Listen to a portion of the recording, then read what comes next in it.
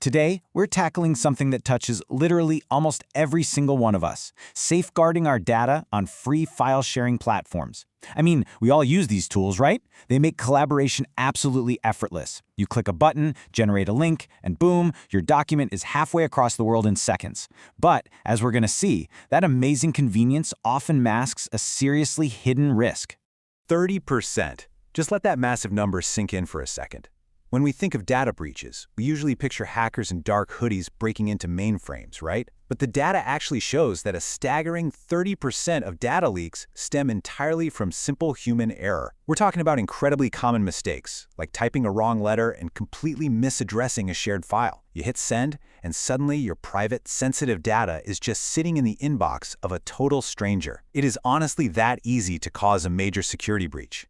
So how do we actually fix this? Well, the answer definitely isn't to just stop sharing. It's to start sharing securely. And it turns out, the U.S. National Institute of Standards and Technology has a super clear guiding principle for us here. They state, encryption and multi-factor authentication are critical for protecting data in transit. Basically, we need to stop relying blindly on the convenience of basic free tools and urgently start adopting these robust security protocols. To get us there, here's our quick roadmap for today. 1. The cost of free sharing. 2. Preparing your secure environment. 3. Sending your files safely. And 4. Managing access after sharing. Let's jump right into step 1. Section 1. The cost of free sharing. Convenience versus risk. Okay, so in extensive testing of multiple platforms, it was found that most free services actually completely lack end-to-end encryption. What does that mean for you in plain English? It means the service providers themselves can access, read, and see your files. People frequently report losing highly sensitive documents simply because they relied on unsecured links or access controls that eventually expired or just straight up failed.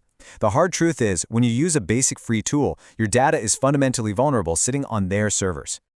Which brings us to Section 2, preparing your secure environment, the foundation. It turns out, the absolute first brick in that security foundation has to be end-to-end encryption, or E2E. This ensures that only you and your intended recipient hold the keys to decrypt those files. The service provider hosting the file, to them, it's just scrambled, unreadable data. Platforms like esharedotai have actually been tested and confirmed to provide this exact level of protection, keeping your files completely locked down during upload, storage, and download. And this builds directly into our next foundational tool, multi-factor authentication, or MFA. You should absolutely be enabling MFA on every single file-sharing platform you use. It adds a vital second verification layer beyond just your standard password. Why is this so crucial?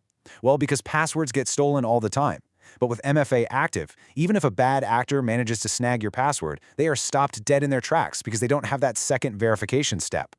Now, even with those awesome protections in place, we have to recognize that some data is just too sensitive for standard free tools. Think about your financial records, medical data, legal contracts.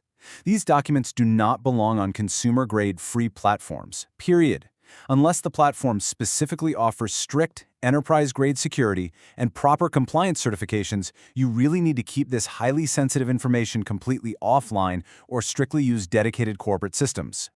All right, Section 3, sending your files safely, the act of sharing. Every time you share a file, you're making a choice. Think about it like this. If you do a direct upload to an unsecured server, it's kind of like sending a postcard in the mail. Intermediaries can easily intercept the data as it travels across the web. But if you use encrypted link sharing, the file itself never actually travels over the open web at all. It stays safely tucked away on secure servers until the recipient intentionally accesses it. This completely eliminates the risk of somebody grabbing it mid-air. So to put that into practice, try out this simple 3-step routine every single time you share. First, generate your encrypted link. Second, add a unique password to that specific file. And here is a massive pro tip. Never ever send the password in the exact same message as the link. Share the password separately, like via an email or a secure messaging app. This way, if the link itself ever gets leaked, it's totally useless without that separate password. Third, verify the email address. Double, even triple check it. Remember that 30% statistic we talked about earlier? Taking an extra second to verify the address is exactly how you defeat that human error. Moving into Section 4, managing access after sharing, the aftermath. Now, once you hit send, the job isn't quite over. We need to actively limit your exposure by setting expiration dates. Let's be real. The vast majority of our collaborations are temporary. There is zero reason a link you sent for a quick review this afternoon should still be active 3 years from now. Secure tools, including esharedotai, allow you to set expiration windows ranging from just a few minutes to a few days. Once that time is up, the door slams shut, which drastically reduces your long-term security risk. Finally, we really need to adopt a mindset of trust but verify, and you do this by auditing your access logs. Most good platforms actually provide logs showing you exactly what is happening with your data. You want to be monitoring download times to spot weird, unusual access hours. You should check IP addresses to detect downloads that might be happening in totally unknown geographic locations, and review user actions to track any unauthorized sharing. Just making this a quick, weekly habit ensures you catch suspicious activity the exact moment it starts. Which brings us to a final, pretty provocative question to consider as you step back into your normal workflow today. Who else has access to the links you shared yesterday? Seriously, think about it. If you can't confidently answer that, it's probably time to proactively apply this new workflow, lock down your platform, and finally take control of your